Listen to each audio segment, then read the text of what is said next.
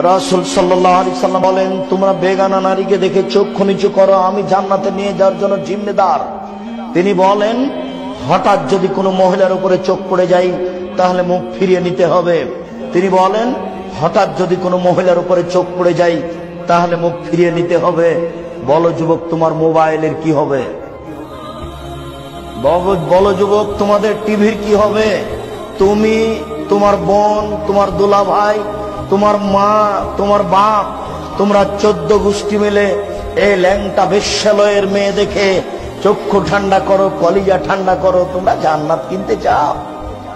এটা হয় কি করে এটা বুঝতে পারলাম না। পতিতালয়ের রং মাখানো মেয়ে দেখে জান্নাত কিনতে চাও কি করে?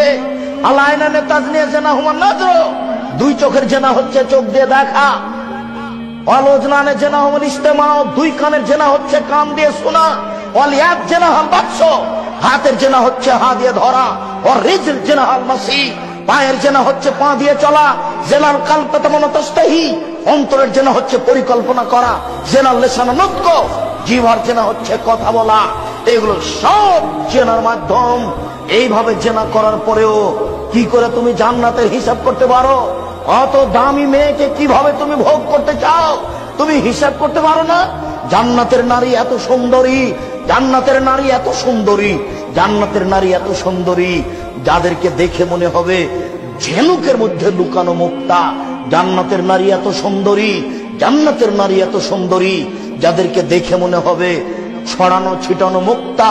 জান্নাতের নারী এত নরম, জান্নাতের নারী এত নরম, জান্নাতের নারী এত নরম যে আপনার ওই ডিমের খোসা এবং সাদা পদার্থ, ডিমের খোসা এবং কুসুমের মধ্যে সাদা পদার্থ যত নরম, ডিমের খোসা এবং কুসুমের মধ্যে সাদা পদার্থ যত নরম, জান্নাতের নারী তত নরম। কি দিয়ে বোঝায় যুবক আমি তোমাকে? জান্নাতের নারী কত নরম।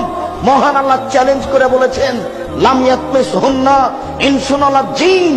জান্নাতের নারীকে মানুষ কোনোদিন স্পর্শ করেনি, জান্নাতের নারীকে জিন কোনো স্পর্শ করেনি, কোনদিন কোনো জিন স্পর্শ করেনি। জান্নাতের নারীর ব্যাপারে আল্লাহ তাআলা চ্যালেঞ্জ করেছেন, জান্নাতের নারীদের কোনোদিন পেশাব হবে না, তাদের কোনোদিন পায়খানা হবে না, তাদের কোনোদিন হায়েজ হবে না, তাদের কোনোদিন নাকে শিকান হবে না, তাদের শরীরে কোনোদিন ময়লা হবে না, তাদের কাপড় কোনোদিন অপরিষ্কার হবে না, তাদের মাথায় থাকবে লম্বা লম্বা কোঁকড়া কোঁকড়া কুচকুচে কালো চুল। যুবক, তোমাকে আমি কি দিয়ে বুঝাই জান্নাতের নারী কত সুন্দরী?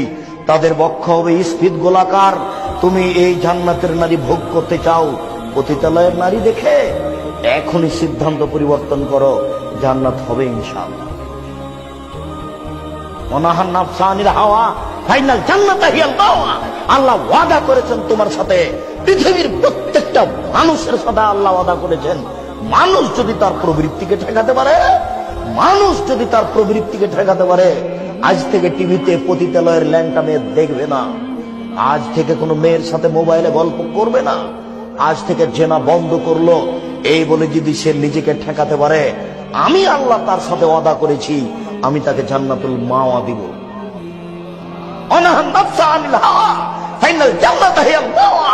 কেউ যদি নিজের প্রবৃত্তিকে ঠেকাতে পারে, মনের চাপকে ঠেকাতে পারে, কাপুরুষ তোমাকে চিনি না। তুমি তো ওই মেয়েটার নাম্বার হাসি মুখে কথা বলেছিল, সেই জন্য তুমি নাম্বার ধরে রেখেছো আবার কথা বলার জন্য। এই তো তোমার ঈমান। একটা মেয়ে মোবাইলে তোমার সাথে হেসে কথা বলেছিল, তাই তুমি নাম্বারটা ধরে রেখেছো আবার কথা বলার জন্য। তুমি জান্নাত কিনতে চাও কি করে? জান্নাত খুব দামি জিনিস, জান্নাত পাওয়া খুব টাফ ব্যাপার। তুমি জান্নাত ভোগ করার চেষ্টা করো।